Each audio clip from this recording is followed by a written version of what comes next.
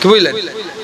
তাদের ভালাইয়ের দোয়া করেন, বেঁচে থাকলে সুস্থতার দোয়া করেন, খেতে না পেলে খাবারের দোয়া করেন, বিছানায় থাকলে সুস্থতার দোয়া করেন, আর ইন্তেকাল করে গেলে গুনাহ মাফের দোয়া করেন, জান্নাত পাওয়ার দোয়া করেন। হযরত আলী বলছেন তোমার দোয়া অটোমেটিক কবুল। 3 নম্বর হযরত আলী বলছেন শোনো, সব সময় লোকের জন্য দোয়া কর, সব সময় লোকের জন্য দোয়া। আমাদের মাদ্রাসার মুলবিরা, শিক্ষকরা খুব চালাক, বুঝতে পারলেন? এরা সব সময় ঘোড়ায়, তার মধ্যে একটা মুলবি আরো বেশি, ও কিছুই বলে না, চুপচাপ।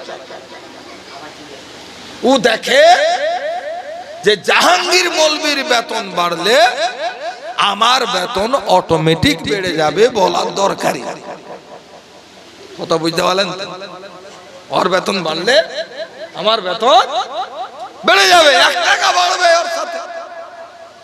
ওনার 15,000 হলে আমার অটোমেটিক 15,000 হয়ে যাবে, ওনার 20,000 হলে আমার অটোমেটিক 20,000 হয়ে যাবে। অতএব যা হচ্ছে জাহাঙ্গীর সাহেবের হোক, আমাকে বলার দরকার নেই। তো হযরত আলী বলছেন তুমি যখন দোয়া করবে তো নবীর উম্মতের জন্য দোয়া করো, সবার জন্য দোয়া করো। কারণ হযরত আলী বলছেন যে লোকের জন্য দোয়া করে তাকে নিজের জন্য দোয়া করার দরকার লাগে না। কথা বুঝতে পারলেন তো? যে লোকের ভাবনা ভাবে তাকে নিজের ভাবনা ভাবার দরকারই নাই। যে লোকের ভাবনা ভাববে আল্লাহ তার ভাবনা ভেবে নাই, এই জন্য তার অভাব কোনোদিন থাকে না। তো ভাইরা আমার, আমি বলছিলাম ইসালে সওয়াব করা এটা জায়েজ, মুস্তাহাব, ভালো কাজ, নবীর সুন্নাত, সাহাবীদের সুন্নাত, আউলিয়া কেরামের সুন্নাত, উলামায়ে কেরাম। বুঝতে পারলেন? নেকি করা, ইসালে সওয়াব মানে কি বললাম? নেকি করা আর মাইয়াতের কাছে পৌঁছা। ঠিক আছে? আমার নবী করেছেন। কখন করলেন? হাদিস শরীফের মধ্যে আছে আমার নবী পাক সাল্লাল্লাহু তাআলা আলাইহি ওয়াসাল্লাম উহুদের যারা যোদ্ধা 70 জন সাহাবী শহীদ হয়েছেন, 70 জনের সাহাবীর মাজার ছিল, এখনো আছে, তবে মাজারের আকার নাই।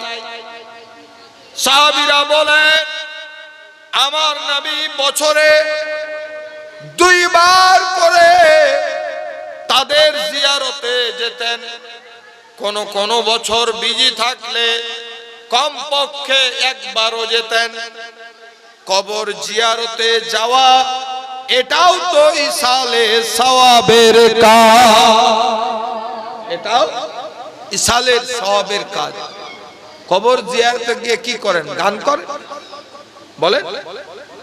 কবর জিয়ারতে গিয়ে সালাম দেন, আপনি যে সূরা জানেন সেটা পড়েন, আর বলেন যে আল্লাহ নেকিগুলি বাপ মাকে দিয়ে দেন। এটাই তো ইসালে সওয়াব। তো নবী প্রত্যেক বছর যেতেন জিয়ারত করতে।